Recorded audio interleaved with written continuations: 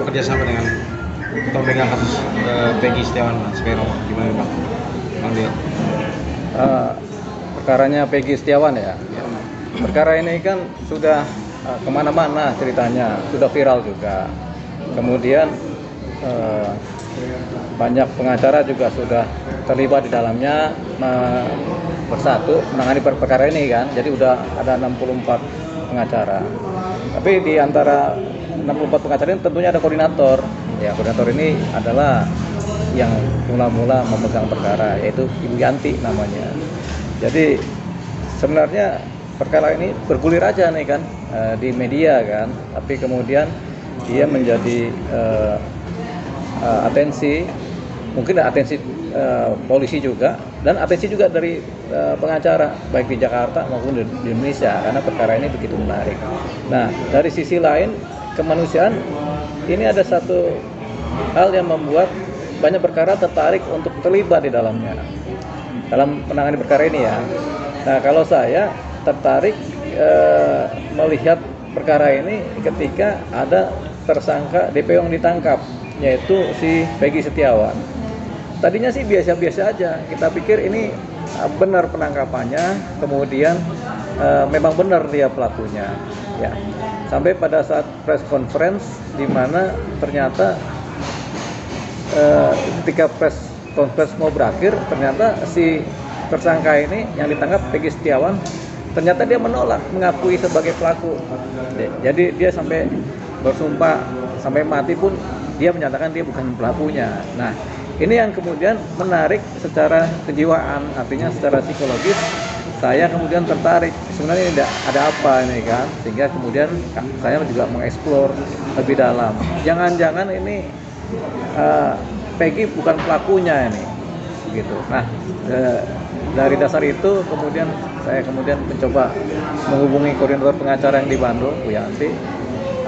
Ya sudah, ngobrol-ngobrol, kita via WA, kita nyatakan diri, ya sudah kita terlibat sebagai tim pengacaranya Peggy, walaupun kita tidak atau belum ikut tanda tangan surat kuasa, karena kuasa ini sudah ditandatangani lengkap oleh tim yang ada dan sudah dimasukkan ke Polda, jadi Polda Jawa Barat. Jadi ya udahlah, nanti pas seandainya ini perkara sampai di persidangan, saya nanti turut serta di dalam persidangan. Tapi untuk membackup perjalannya perkara ini secara baik di penyidikan, tentunya kan perlu opini-opini hukum. Jadi secara informal saya menjalankan tugas memberikan opini-opini hukum mana yang paling baik dari sisi penyidikan maupun dari sisi penanganan perkara maupun dari sisi teman-teman pengacara yang melakukan pembelaan di sana. Ya, tapi opini hukum ini kan tentunya lewat media saja. Jadi itu tadi dan oleh koordinator pengacara di Bandung, Bu Yanti, diperbolehkan, silakan aja Bang Dio jalankan. Jadi ya kemarin saya jalankan. Kenapa saya harus jalankan? Karena memang ada timbul kesan rasa tidak adil yang kita dapat dari perkaranya Peggy Setiawan ini. Artinya apa? Artinya saya secara pribadi tidak yakin Peggy Setiawan ini adalah orang yang dipersangkakan melakukan. Itu baru satu, itu tidak yakin. Yang kedua, kalaupun Peggy ternyata adalah memang pelakunya, Peggy Setiawan, saya juga tidak yakin di sisi pembuktian, alat-alat bukti, dan di sisi kesaksian para prasaksi yang bisa menjerat Peggy. Jadi walaupun Peggy kemudian mungkin dia adalah pelakunya, tapi kalau saksi-saksi tidak lengkap, kemudian bukti-bukti tidak akurat atau tidak ada, ya sebaiknya ya kita bela Peggy supaya dilepaskan saja, gitu. Jadi kalau bisa ya jangan sampai di persidangan.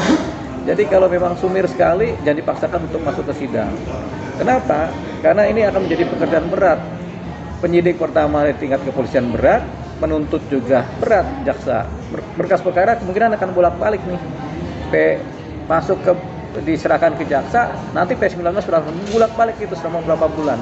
Nah, yang berat adalah Peggy-nya karena dia tetap ditahan kan, gitu. Karena dia tetap ditahan kan dia mengalami penderitaan, begitu. Jadi itu yang membuat kemudian ya sudah, ini sebaiknya si Peggy dilepaskan. Mungkin juga kaliber untuk melepaskan ini perlu kebijakan, diskresi dari mana? Tentunya dari pimpinan polisi tertinggi, yaitu Kapolri atau Kapolda Bandung atau Kapolri langsung.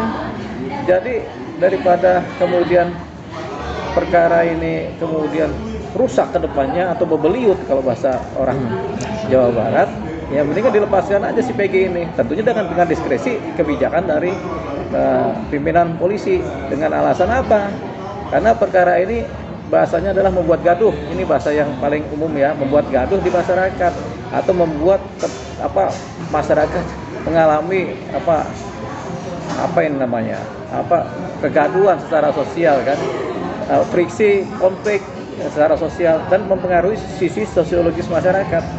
Dan yang berikutnya akan mempengaruhi yang namanya kredibilitas dari penegak hukum kepolisian. Ini yang tingkat pertama. Jadi lebih baik diambil diskresi dari pimpinan polisi untuk sudah ditangguhkanlah si Peggy ini dari tahanan, dilepaskan dulu, biarkan teman-teman polisi di Polda kemudian bekerja mencari bukti-bukti lebih lengkap, mencari saksi-saksi, sehingga kalau sudah dapat siapa memang yang melakukan, ya ditangkaplah. Ya, syaratnya harus ada bukti-bukti yang lengkap dulu sama saksi-saksi baru ditangkap. Kalau memang arahnya ke Peggy, tangkap lagi nggak apa-apa gitu. Tapi sekarang daripada nanti bolak-balik menimbulkan pretensi atau praduga kepolisian kemudian tidak profesional terlalu lama, ini Polda Jawa Barat ya, penting ya dilepaskan aja si Peggy ini gitu.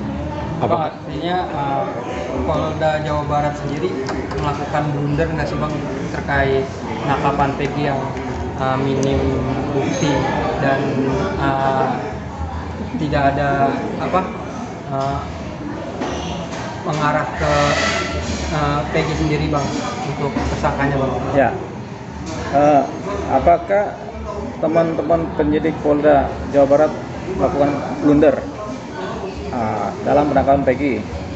Saya tidak berani menjawab blunder apa tidaknya, tapi yang jelas di sini ada aspek ketergesa-gesaan dan reaktif dari teman-teman penyidik Polda atau dari Polda Jawa Barat dalam menanggapi suatu isu. Ini isunya kan adalah berawal dari film. Film ini kemudian menceritakan tentang kasus yang faktual terjadi 8 tahun yang lalu, di mana dengan persangkaan dan adanya cerita yang mungkin dilebih-lebihkan atau mungkin nggak sesuai fakta. Tapi kemudian film ini mempengaruhi masyarakat secara luas yang nonton, sehingga mereka meminta keadilan dari penegak hukum. Nah, ketika film ini kemudian menjadi ramai dan viral, teman-teman polisi mungkin saja bertindak reaktif, tergesa-gesa atau terburu-buru, sehingga karena ada bahasa DPO berdasarkan putusan pengadilan dan berdasarkan BAP, akhirnya sudah kita cari nih, pelakunya sini, yang penting namanya ini, ya ditangkaplah yang namanya Peggy ini kan, tanpa rasa-rasanya tanpa didasari oleh bukti-bukti fisik untuk menyatakan Peggy sebagai pelaku. Ada bukti fisik, ada bukti saksi dan alat bukti fisik, yaitu misalnya peralatan yang dipakai untuk melakukan kejahatan. Nah, ini yang kemudian tergambar dari press conference yang dilakukan oleh Polda Jawa Barat. Apa tuh press conference-nya? Karena hanya menceritakan identifikasi terhadap seseorang bernama Peggy. Buktinya yaitu dia ada ijazahnya, kemudian ada KTP-nya, ada wajahnya, bahkan ada identifikasi wajah mengarah kepada Peggy. Tapi apakah ada bukti-bukti yang menyatakan Peggy melakukan secara material melakukan kejahatan?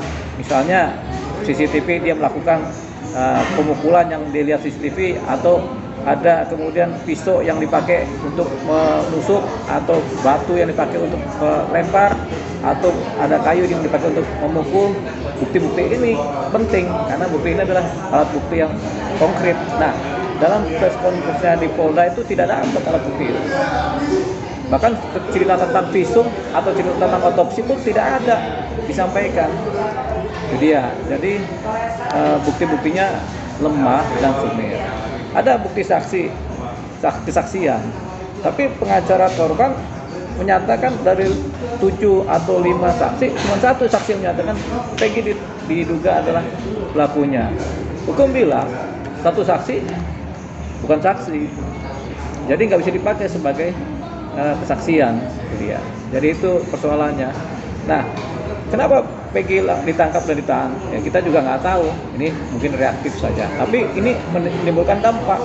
Dampak ini adalah dampak ketidakadilan yang dirasakan masyarakat, dan dampak satunya lagi adalah timbul ketidakpercayaan terhadap penyidik Polda Jawa Barat, begitu. Karena masyarakat terbelah dengan pemikiran-pemikiran bahwasanya dia bukan pelakunya, salah tangkap kan gitu. Walaupun mungkin saja ini benar tangkap gitu. Tapi karena bukti-buktinya kurang, ya ini jadi persoalan.